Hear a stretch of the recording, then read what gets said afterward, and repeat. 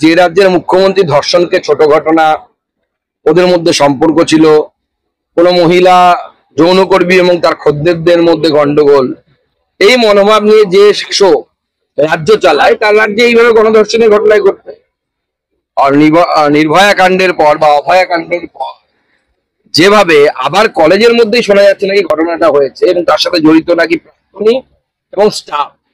আপনারা খোঁজ নিয়ে দেখুন, যাদের নাম এসেছে তারা নির্ঘাত তৃণমূল কংগ্রেসের সাথে কোনো না কোনো ভাবে সংযুক্ত হবে এবং তারা শিক্ষা কেন্দ্রগুলোকে এইভাবে নষ্ট করছে। শিক্ষা কেন্দ্রে মেয়েদের সুরক্ষা নেই।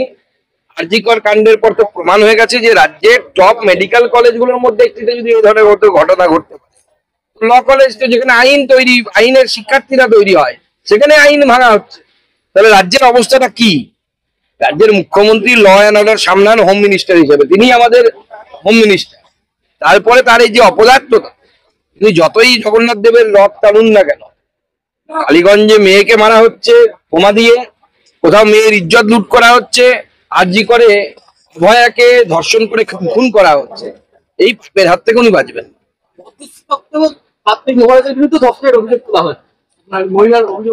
সে তো বলেছে নাকি, শুনলাম যে 13 সালে না কবে নাকি হয়েছে।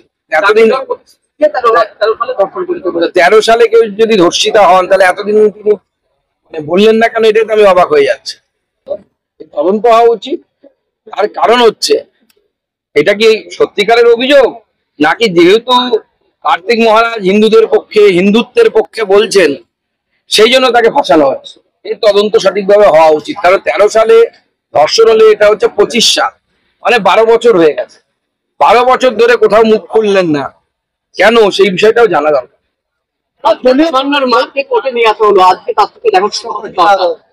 দেখুন, আমি আজকে আসবো, পুলিশ প্রশাসনকে জানিয়েছি মেল করে। তারপর শুনতে পাচ্ছি হঠাৎ করে সেই আমাদের বোন, বাচ্চা মেয়েটি যাকে বোমা মেরে তৃণমূল কংগ্রেস খুন করলো, মমতা বন্দ্যোপাধ্যায়ের লোকজন খুন করলেন, সেই বাচ্চা মেয়েটি 9-10 বছর বয়স হবে, তার মা বাবাকে নাকি পুলিশ কোর্টে নিয়ে গেছে 164 করাবে, অর্থাৎ জবানবন্দি নেবে।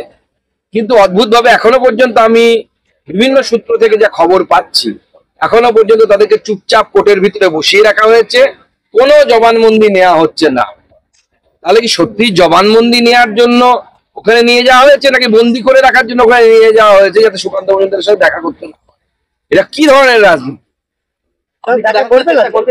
অবশ্যই আমি কোর্টেই যাব। ওনারা যদি বাড়িতে না থাকেন আমি কোর্টেই যাব। কোর্টে গিয়ে কোর্টের বাইরে দাঁড়িয়ে থাকবো ওনাদের জন্য, ওনারা বাইরে এলে পরে দেখা করবো, কোর্টের ভেতরে ঢুকে আমি দেখা করবো।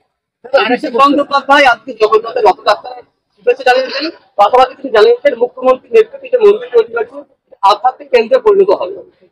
দেখুন, আধ্যাত্মিক কেন্দ্র কোন একটি স্থান পরিণত হয় হচ্ছে সেই কেন্দ্রের সাথে যুক্ত সাধক, তার সাধনা, জপ তপ এসবের মধ্যে দিয়ে।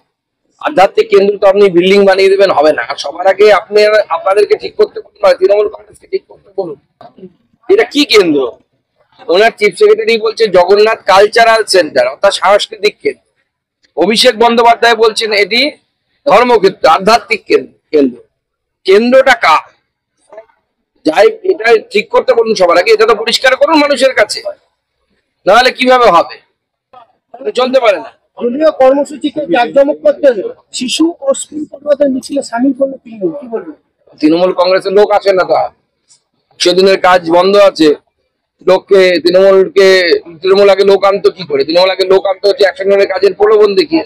এখন আনছে হচ্ছে লক্ষ্মীর ভান্ডার আর হচ্ছে বাড়ির প্রলোভন দেখিয়ে। বাংলার বাড়ি নাকি একটা তৈরি করেছে, আবাস যোজনা, বাংলা আবাস যোজনা, তার প্রলোভন দেখিয়ে।